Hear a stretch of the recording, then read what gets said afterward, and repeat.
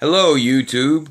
Before we get started, I'd like to thank New Anomaly Productions and my friend Boom762 for giving me the name for my show, Movie Reviews with Godly Views.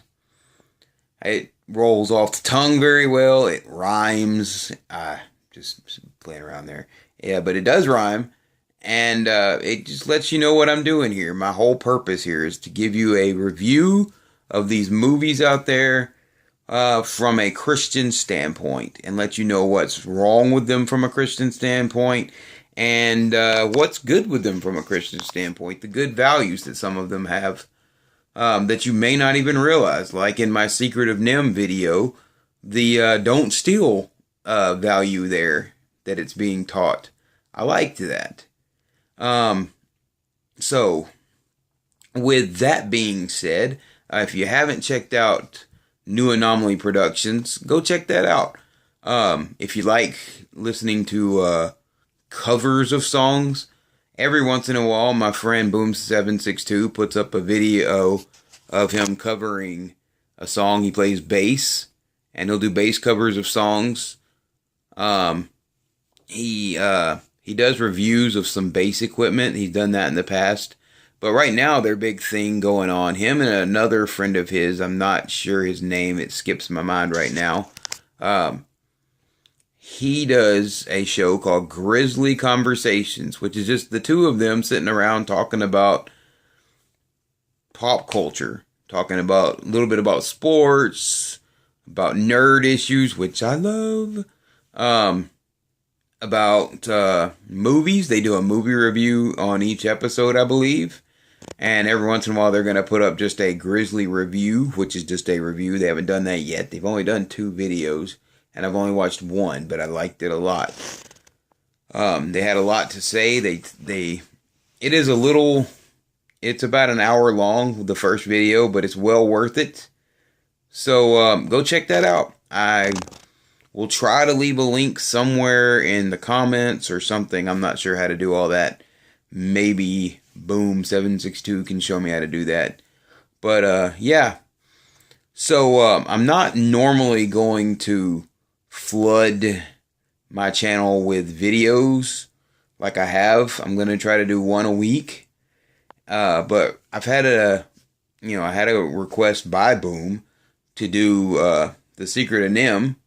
And now I have recently watched Gone with the Wind, and I want to do a review on that because it's such a great movie. Yeah, so this is my Gone with the Wind review. I don't personally have any problems with this movie from a Christian standpoint. You might want to say that, yes, it's the first cuss word ever uttered in a movie. But it's one cuss word, as opposed to the hundreds that we're bombarded with nowadays in every movie out there. So that's about it. It's a wonderful representation of pre-Civil War Southern culture. I love that. I don't support the racism that went on back then, the slavery or anything like that. I'm not that guy. But I do like the gentlemen and the ladies and all of that. It's a very, very fun culture, and it was all its own.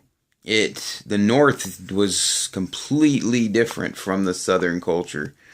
They had the plantation houses and the beautiful architecture, and it's well represented in this movie. The one thing that I can say is really wrong with this is every once in a while there are some racial slurs. No, not the N-word. It's never uttered in here. But they do use colored quite often and darkies, and they refer to them as being lessers. So, yeah, you have to deal with that. But that's just the way of the Civil War culture, pre-Civil War Southern culture, and then the Civil War culture. That's another thing that's well represented in this movie, is the Civil War.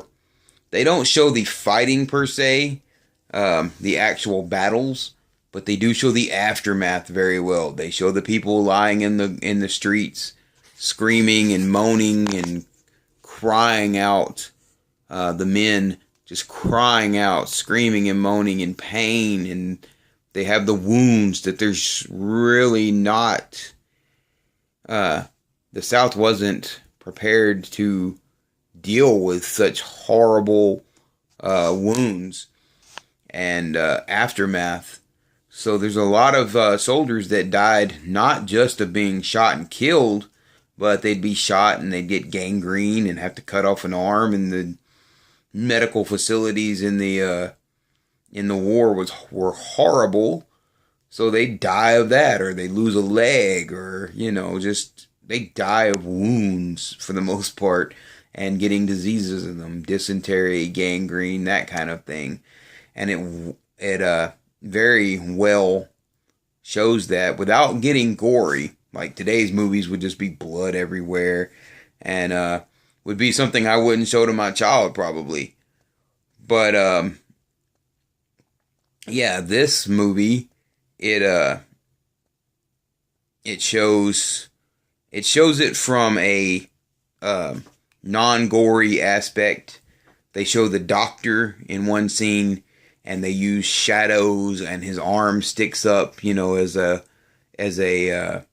oh, stop, don't cut. He's screaming and hollering. I mean, I can't do it justice. He's screaming, don't cut, and they cut it off, and they show him, you hear him screaming as he cries to, and you see his shadow flailing around, and it's a very moving scene. And yeah, they show, there's a very famous burning of Atlanta, which little do people know, that was actually done on an old Godzilla set. They burned that down, and they couldn't redo it because that was that. That was the extent of what they had. They had one Godzilla set to burn down, so they did. I thought that was pretty cool because I love Godzilla movies, and I was like, oh wow, 2 movies I love connected with fire. I don't have any Christian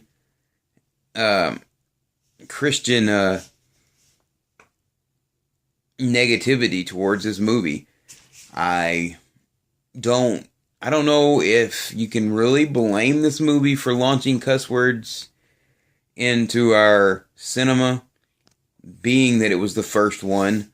I don't think they thought it would go where it went into the Melissa McCarthy's and the Melissa McCarthy's and all the other actors that feel like they need to cuss to be to make a successful movie. Not hating on Melissa McCarthy. I personally am trying not to cuss anymore. I feel like God doesn't like that language coming out of me. But I still go see Melissa McCarthy movies. I will not be seeing Ghostbusters in the theater. It'll be the first Melissa McCarthy movie my wife and I have not gone to see in the theater since we got together. That's a whole nother video. I will talk about that some other day. When I do see it on Redbox, I'm not giving Ghostbusters my theater money. But yeah, I can't blame this movie so much for it. You can't go, well, if Rhett Butler had never said a single cuss word, then we wouldn't have what we have today. Eventually it would have come along anyways. So yeah, this movie is wonderful. A wonderful representation of a bygone culture, some of which really needed to go away. The slavery aspect of it. Yes, it needed to die. But the gentlemen and the ladies and the high society and all of that, and the beautiful houses and the plantations, I wish that hadn't died with the Civil War. Wish we still had some of that. The one good thing that came out of the Civil War was the abolishment of slavery, and they do show slavery in this movie. Not the negative. Well, it's all negative. I hate to say that. Not the negative. That sounds bad. Not the violent, abusive slave owners. They're not shown in this movie. If you want that, apparently that movie is Roots. You go watch Roots, and they did exist quite rampantly. But at the same time, there were many slave owners that took very good care of their slaves, and the slaves that worked in the house were well loved. They took care of their children, and they took care of the families, making sure they were well fed. I'm not supporting it in any way, shape, form, or fashion. It sounds like I am. I'm just talking about the movie and what aspects of slavery are represented in this movie. I don't think I would let my smaller children watch it, mostly because it would be a little boring for them. It wouldn't be a movie they would enjoy. Also, they would be a little confused about the slavery aspects of the movie and not really understand them. And I don't know, I've known children to pick up on things, and I don't want them to pick up on the few racial slurs that are said in this movie, the colored and the darky. Fortunately, we don't have to hear the N-word in this movie. It's not that movie. But we do hear colored and things of that nature, and they do refer to blacks as being lessers. All in all, I give it 5 stars, 5 out of 5. I have no problems with this movie if you can get past the one cuss word, and if you can understand that the slavery in the movie is a period thing and not supporting slavery. It's just a period representation. Then, yeah, you shouldn't have any problems with this movie. When your child gets older, gets to be about my daughter's age, 12, I support you letting her watch this. Not only for your girls, because it's one of the first chick flicks out there. Being that it's a chick flick, it also works very well for men. So don't feel like, oh, he said it's a chick flick. If you haven't watched it and don't know anything about it, and I called it a chick flick, and then you go, well, I'm not watching it, you're missing out on a great, great movie.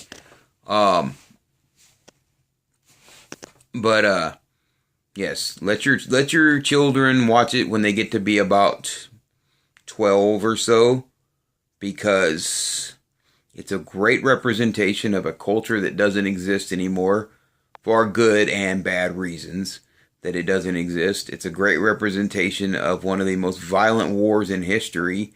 There's a scene in there that lets you know kind of how the South thought this war was going to be. They're excited that the war is happening. Scarlett O'Hara is at a party, and her family's at a party, and all the gentlemen get excited. Woohoo! We're going to war. They get all just, yeah, and they're yelling and screaming and happy and just joyous occasion. We're going to war, because they thought they were going to go out there and have their nice, neat little shoot at each other from across the battlefield war and go home after about a month or two. Not what they got. Not in the least. They got dysentery. They got violent, horrible deaths. They got brother against brother, friend against friend, country against country, the same country against the same country. It's just, it was a horrible, horrible war. And it's well represented in this movie. It also shows the aftermath of the war when the slaves are freed and are promised. It shows little inklings where they're promised things that history has proven they did not get. They were promised their 40 acres and a mule. They didn't get all that.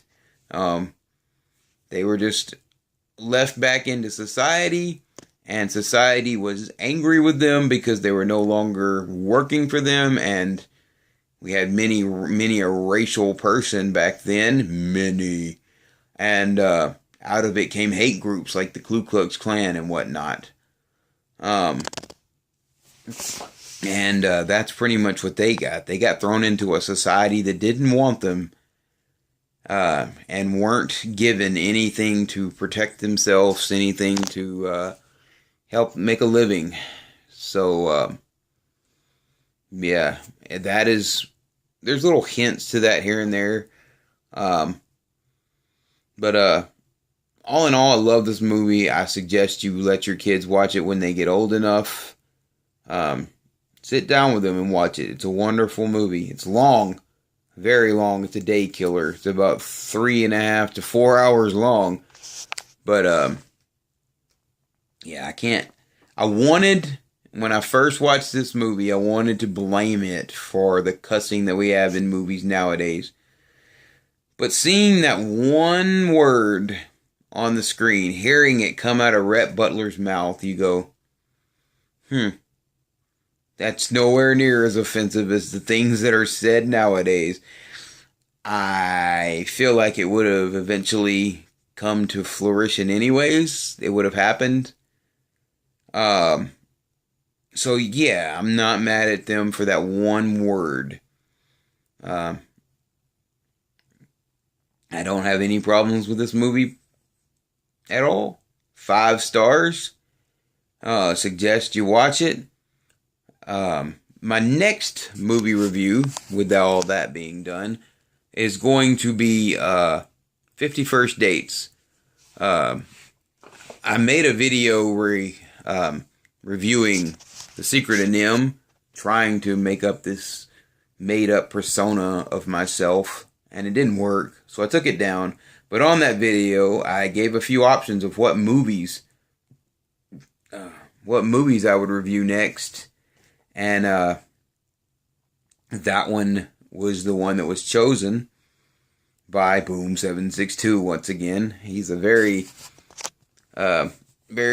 loyal viewer of my videos and has been a very good coach of my videos, helping me figure out what's right and wrong with these videos. So yeah, he made that suggestion, so I'm going to honor it. But after that, each week I'll give about 3 choices. If you can leave comments in the link below, letting me, or in the comments below, letting me know which one you'd like me to watch again. If you have something that you'd like me to watch that I haven't given a suggestion on, I'll check it out, see if it's maybe in my movie collection, or if I can find it on YouTube. I'm not going to go steal it. If it's on YouTube, I'm not stealing it. I'm watching it. Someone else has put it up. But I won't go bootleg it. I don't believe in bootlegging. I will not do it. I've only watched one bootleg movie in my history, and it was horrible quality anyways. So yeah, I don't do that. I love y'all. I will see y'all later, and probably the last video for a few days because I gotta go back to work tomorrow. Have a good week, and may God bless your life.